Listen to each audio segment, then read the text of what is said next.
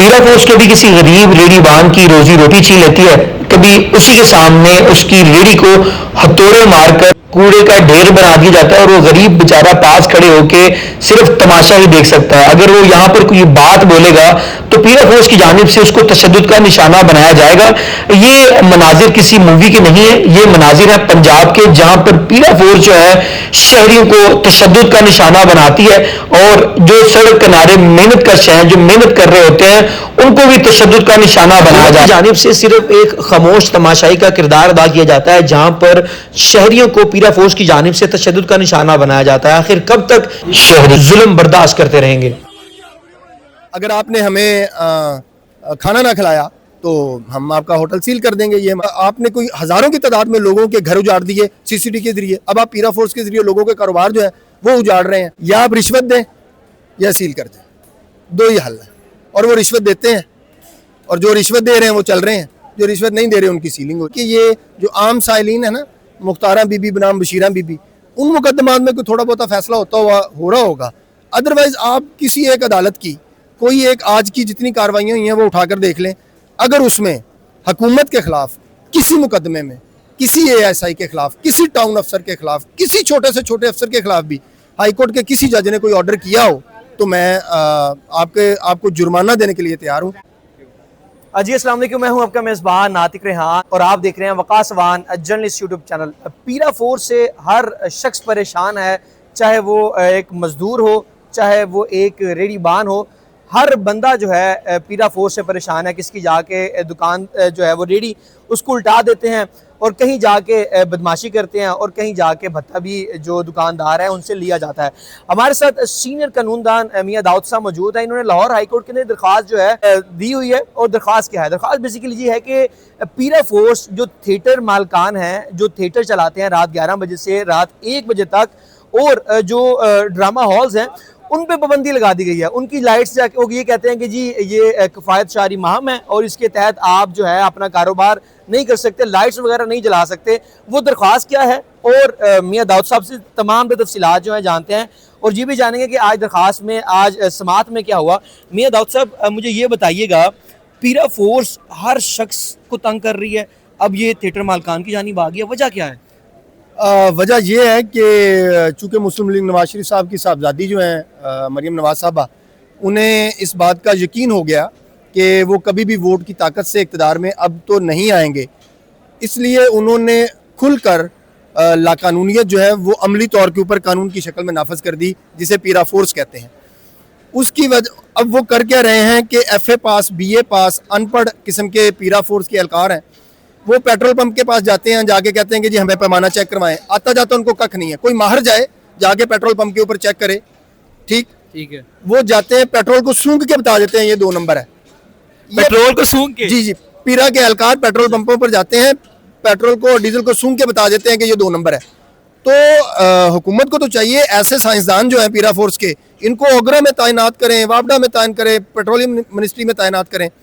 Food की हद तक ले लें, रेस्टोरेंट्स में जाते हैं, जाके वहाँ पे बदमाशी करते हैं और खाने को यूं देख के कह देते हैं ये खाना आपने जो है वो नाकस खुराक के जरिए बनाया हुआ है। ठीक है।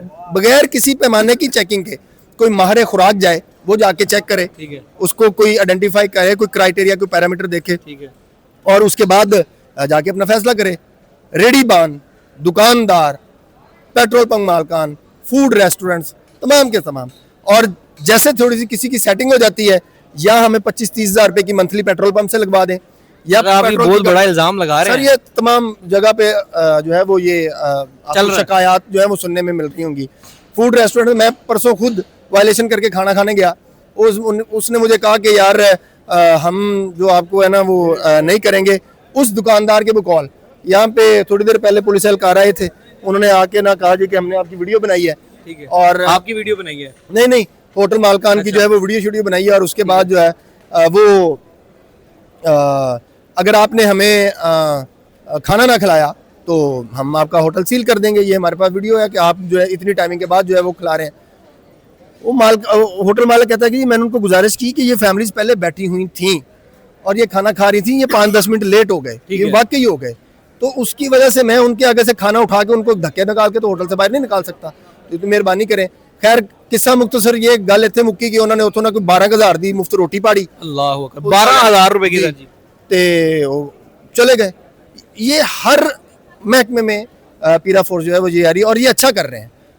कम से कम मेरे जैसे बहुत सारे लोग जिनको बड़ी तजर्बाकार टीम का कीड़ा था वो तो कभी जिंदगी में दोबारा मुस्लिम लीग नून की हमायत ना करें ना उसको वोट डालें। सर पीरा फोर्स बड़ा अच्छा काम करती सर, नजर आ रही है सर। पूरे पंजाब के अंदर सीसीडी के जरिए बेगुनाह शहरियों को कत्ल करवाया गया मरियम नवाज साहबा की पॉलिसी के तहत। नवाज शरीफ साहब की सर वो सारे क्रिमिनल थे सर किसने साबित किया? मैं आपके ऊपर इल्जाम लगाऊं, आप मंशियार फरोश हैं तो मुझे ये हक है कि मैं आपको कत्ल कर दूं? आप अदालत में जाके साबित कर लेना। और आपने कोई हजारों की तादाद में लोगों के घर उजाड़ दिए सीसीडी के जरिए। अब आप पीरा फोर्स के जरिए लोगों के कारोबार जो है वो उजाड़ रहे हैं और उसके बाद आप तवक्को करते हैं कि आप वोट मांगने आएंगे तो आप मुस्लिम लीग नून को जूते तो पड़ सकते हैं, वोट नहीं मुस्लिम लीग नून को अब मिल सकता।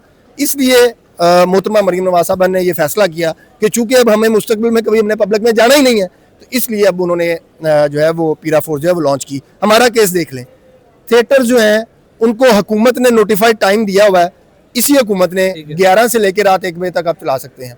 चीफ सेक्रेटरी पंजाब का नोटिफिकेशन मौजूद है, सेक्रेटरी होम डिपार्टमेंट का नोटिफिकेशन मौजूद है। जो थिएटर्स को रेगुलेट करने वाला महकमा है इंफॉर्मेशन एंड कल्चर डिपार्टमेंट और पंजाब आर्ट काउंसिल, उनका नोटिफिकेशन मौजूद है, ठीक, कि आपने 11 से 1 बजे के दौरान जो है वो काम करना है। हम इसके अलावा थिएटर नहीं ओपन होता, ना बिजली इस्तेमाल होती है। वो पीरा फोर्स वाले आंदे पैने नाल पुलिस वाले लेंदे ने आके वो उसको सील कर जाते हैं। जो थिएटर मालकान है उन्होंने आपके थ्रू दरख्वास्त दायर कर दी, उन्होंने क्या ये भी बताया आपको कि इन्होंने हमसे रिश्वत भी ली है? सर या आप रिश्वत दें या सील कर दें, दो ही हल है। और वो रिश्वत देते हैं और जो रिश्वत दे रहे हैं वो चल रहे हैं, जो रिश्वत नहीं दे रहे उनकी सीलिंग हो रही है। आपके किसी शख्स ने हमने अपनी दरख्वास्त के अंदर सीलिंग के सारे रिकॉर्ड लगाए हैं सर। आपके किसी बंदे ने रिश्वत नहीं दी? मेरे किसी दरख्वास्त गुजार ने रिश्वत नहीं दी। उन्होंने कहा जी हम अदालत चले जाते हैं, जितनी रिश्वत आपको मंथली देनी, आज एक को मंथली रिश्वत दे दी, वो जाके दूसरे एसएचओ को बताएगा, एसएचओ भी मंथली रिश्वत लेने आ जाएगा, फिर ज़रिए इंतजामिया को बताएंगे, फिर वो रिश्वत लेने के लिए आ जाएगा। यहाँ पर पंजाब के अंदर एक कारोबार के लिए कम से कम 27 महकमे हैं जो रिश्वत लेते हैं मुख्तलिफ कारोबारों से। पेट्रोल पंप मालकान से ले लें, आप दुकानदारों से ले लें, आप फूड रेस्टोरेंट से ले लें, इन सब से। तो इसलिए रिश्वत जिसने एक दफ़ा दे दी वो फंस गया, उसने दूसरे बंदे ने आके कहना कि यार तू ਉਹਨੂੰ ਐਸਐਚਓ ਨੂੰ ਰਿਸ਼ਵਤ ਦਿੱਤੀ ਨਾ ਤੇ ਮੈਨੂੰ ਵੀ ਦੇ, ਪੀਰਾ ਵਾਲੇ ਨੂੰ ਰਿਸ਼ਵਤ ਦਿੱਤੀ ਤੇ ਮੈਨੂੰ ਵੀ ਦੇ, ਉਹ ਜ਼ਿਲ੍ਹੇ ਇੰਤਜ਼ਾਮੀਆ ਦੇ ਬੰਦੇ ਨੂੰ ਰਿਸ਼ਵਤ ਦਿੱਤੀ ਮੈਨੂੰ ਵੀ ਦੇ, टाउन वाले ਨੂੰ ਰਿਸ਼ਵत ਦਿੱਤੀ ਤੇ ਮੈਨੂੰ भी दे। नहीं तो वो बिला वजह करके आके शुरू कर देते हैं। हमने अदालत से ये रिक्वेस्ट की है कि हम हुकूमत के मुताबिक काम करना चाहते हैं, पीरा को कहीं हमें तंग ना करें, इसलिए हम अदालत में आए हैं। हमारी कहीं और सुनवाई नहीं हुई, इसलिए हम आपके पास आए हैं। अदालत ने उनको चीफ सेक्रेटरी पंजाब को आज के लिए तलब किया था और चूँकि हमारी आपको पता है कि ब्यूरोक्रेसी जो है वो इस वक्त सेम पेज होने की वजह से लाकानूनियत के आखिरी महराज के ऊपर चल रही है, वो कानून को किसी बालाताक में रखते नहीं है। उन्होंने जवाब जमा नहीं करवाया। हमने आज अदालत से गुजारिश की कि हमारा कारोबार बंद, आगे ईद आ रही है, हमने रोटी रोजी कहाँ से खानी है?